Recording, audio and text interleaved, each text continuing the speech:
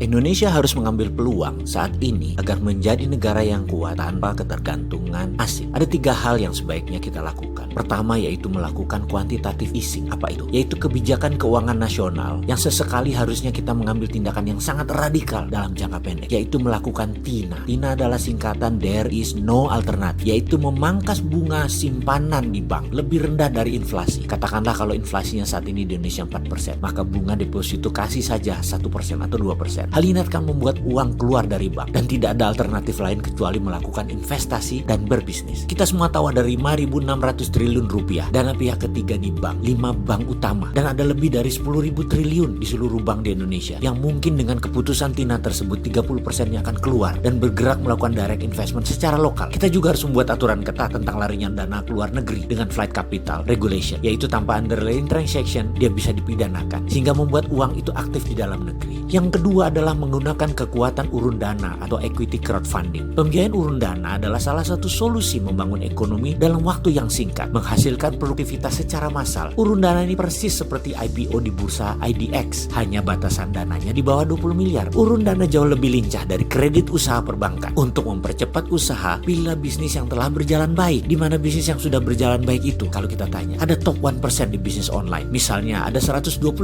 merchant di GoFood. Top 1% itu adalah 1.200 perusahaan yang sangat layak dibiayai untuk membuka cabang baru di seluruh Indonesia. Funding sulit dari bank. Namun dengan urun dana, kebijakan TINA yang tadi di poin pertama bisa membuat ekonomi tumbuh karena investor tadi akan invest di produk-produk yang sangat bagus. Sisi positif lain dari membangun kelas menengah adalah setiap pembangunan cabang kira-kira memerlukan 20-50 tenaga kerja terserap. Dalam waktu singkat 1-2 juta tenaga kerja terserap dari kelas menengah tersebut, dari bisnis yang tumbuh tadi. Dan terakhir, dan ini sangat penting, Indonesia harus membangun platform teknologi sendiri. Seperti halnya dilakukan Cina 10 tahun terakhir, yaitu membangun swasta dengan perlindungan ketat atau protection dari negara. Renren misalnya dilindungi oleh pemerintah Cina. Facebook tidak boleh masuk Cina sampai Renren menguasai 80% pasar di Cina. Didi Suching, online transportation, telah menguasai 80% pasar Cina, Uber baru boleh masuk. Alibaba menguasai 80% pasar Cina, baru Amazon boleh masuk. Baidu menguasai 80% pasar Cina, baru Google boleh masuk. Youku menguasai lebih dari 90% pasar Cina, baru YouTube boleh masuk. Dan masuknya pun masih dibatasi. Jadi Indonesia kalau mau maju, aplikasi anak negeri dilindungi terlebih dahulu. Sekarang perang dagang Cina Amerika sedang memanas. Indonesia ambil kesempatan. Anak muda buat fintechnya sendiri, buat Google Indonesia sendiri, buat WeChat Indonesia sendiri, buat Facebook Indonesia sendiri. Dan pastikan negara memprotek produk anak bangsa tersebut. Bahkan Facebook asing diatur, Google asing diatur, dibatasi agar produk Indonesia berkuasa kembali merebut pasar tersebut. Banyak benefit lain yang dipakai dan dilindungi oleh pemerintah jika menggunakan sosial media lokal. Saya yakin dalam 1-2 tahun ke depan anak bangsa bisa membuat produk tersebut hingga puncaknya pada perang 2021, puncak perang dagang Cina Amerika tersebut, Indonesia sudah punya produk tersebut dan tidak tergantung kepada 2 negara tersebut. Begitu perang dagang memuncak, Amerika pasti akan mematikan sosmednya,